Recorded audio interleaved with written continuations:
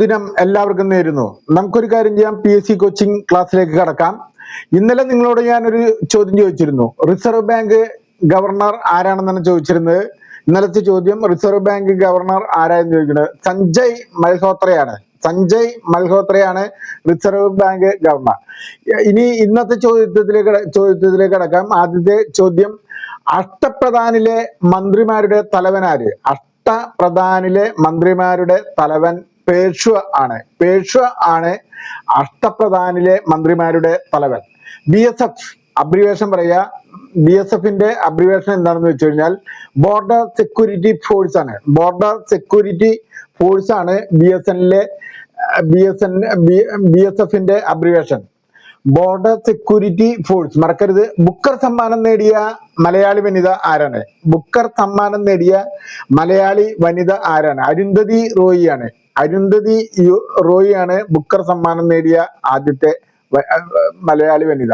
ഇനി UPSC എന്ന് പറയാ, എന്റെ അബ്രിവേഷൻ എന്താണെന്ന് അറിയില്ല. UPSC എന്ന് പറഞ്ഞാൽ യൂണിയൻ പബ്ലിക് സർവീസ് കമ്മീഷൻ. കേന്ദ്ര ഗവൺമെന്റ് തൊഴിൽ പ്രൊഫഷണൽ കോഴ്സുകൾക്കൊക്കെ തന്നെ തൊഴിൽ ദാതാവായി നിൽക്കുന്ന ഒരു ഘടകമാണ് UPSC, union public service commission. അതിന്റെ ചെയർമാൻ ആരാണെന്ന് ചോദിക്കുന്നത്. ചെയർമാൻ ആരാണ്? അജയ് കുമാറാണ് UPSCയുടെ ചെയർമാൻ. UPSCയുടെ ചെയർമാൻ അജയ് കുമാറാണ്. മറന്നു പോകരുത്. ഇനി കറണ്ട് അഫയേഴ്സ് ആയിട്ട് ബന്ധപ്പെട്ടൊരു രണ്ട് ചോദ്യം ചോദിക്കാം. കേന്ദ്ര വിദ്യാഭ്യാസ മന്ത്രി ആര്? ധർമ്മേന്ദ്ര പ്രധാനാണ് കേന്ദ്ര വിദ്യാഭ്യാസ മന്ത്രി. ഇനി നിങ്ങളോട് നാളത്തെ ചോദ്യം ചോദിക്കാം. നാളെ ഒരു ചോദ്യം നിങ്ങളോട് ചോദിക്കാം. കേരളത്തിലെ ആദ്യത്തെ ചീഫ് സെക്രട്ടറി ആര്? മറന്നു പോകരുത്. നാളെ നിങ്ങൾ എല്ലാവരും കമന്റ് ബോക്സിലിടാം. ഞാൻ നിങ്ങളോട് ഒരു കാര്യം ചോദിക്കാം. നിങ്ങൾ കുട്ടികളെ എന്തിനു വേണ്ടിയാണ് പഠിപ്പിക്കുന്നത്?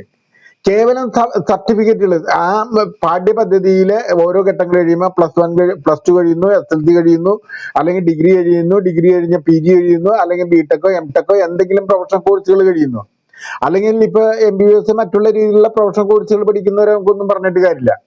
ഇനി അവർ പോലും നമുക്കറിയാം, ഒരു ടെസ്റ്റ് എഴുതുന്ന രീതിയിൽ, ഒരു മത്സര പരീക്ഷ എഴുതുന്നതിന് വേണ്ടിയല്ലേ നിങ്ങൾ കുട്ടികൾ വളർത്തുന്നത്. അല്ലെങ്കിൽ വിദ്യാഭ്യാസം വെറുതെ കൊടുത്തുകൊണ്ടാണ്. വിദ്യാഭ്യാസം അറിവും രണ്ടും രണ്ടാണ്. വിദ്യാഭ്യാസം എന്ന് പറയുന്നത് പാഠ്യപദ്ധതിയിലുള്ള അറിവ് എന്ന് പറയുന്നത് ഒരു സമഗ്രമായിട്ടുള്ള ദർശനമാണ്. ഇത് കുറെ കാലങ്ങളായിട്ട് നേടിയിരിക്കുന്ന ആർജ്ജവിജ്ഞാനമാണ്. അത് നിങ്ങൾ തിരിച്ചറിയണം. അപ്പൊ അതുകൊണ്ട് എന്ത് ചെയ്യണം? നിങ്ങൾ ചെറുപ്പം മുതൽ തന്നെ കുട്ടികളെ സമഗ്രമായിട്ടുള്ള അറിവ്, ലോകത്തുള്ള മുഴുവൻ സംഭവ വികാസങ്ങളെ കുറിച്ചുള്ള അവഗാഹമായിട്ടുള്ള ജ്ഞാനം അവരിൽ ഉണ്ടാക്കിയെടുക്കണം. എങ്കിൽ മാത്രമാണ് കുട്ടികൾ ഒരു സമഗ്ര ബുദ്ധിപരമായിട്ട് വളരുള്ളൂ എന്ന് നിങ്ങൾ തിരിച്ചറിയണം. അല്ലെങ്കിൽ എന്ത് പറ്റും? കുട്ടികൾ പുസ്തക പുഴുക്കളായി മാറും. പക്ഷെ യാതൊരു പ്രയോജനവും പൊതുസമൂഹത്തിനുണ്ടാവില്ല, നമ്മുടെ വീട്ടുകാർക്ക് ഉണ്ടാവില്ല. കുട്ടികൾ ഭൂരിഭാഗം പേരും മദ്യപന്മാരായും മയക്കുമരുന്നും മയക്കും അങ്ങനെയുള്ള രീതിയിലൊക്കെ മാറുന്ന ഒരവസ്ഥയിലേക്കാണ് ഇന്നത്തെ കാലഘട്ടം പോയിക്കൊണ്ടിരിക്കുന്നത്. അതുകൊണ്ട് നിങ്ങൾ 100% കുട്ടികളെ സമഗ്രമായിട്ടുള്ള അവർക്ക് റോള് കൊടുത്തുകൊണ്ട് അവരുടെ പ്രധാന റോള് ഈ പഠന കാലഘട്ടം പഠിക്കുക എന്നുള്ളതാണ്. അത് പാഠ്യപദ്ധതി മാത്രമല്ല, സമഗ്രമായിട്ടുള്ള പഠനമുണ്ട്. പലരും പറയുന്നത് എൻ്റെ കുട്ടിക്ക് പഠിക്കാൻ സമയമില്ല എന്ന് പറയാം. അവരുടെ പാഠ്യപദ്ധതി പഠിച്ചു കഴിഞ്ഞാൽ മറ്റൊന്നും പഠിക്കാൻ സമയമില്ല എന്നാണ് ബഹുഭൂരിഭാഗം പേരും നമ്മൾ സമീപിക്കുമ്പോൾ പറയണത്.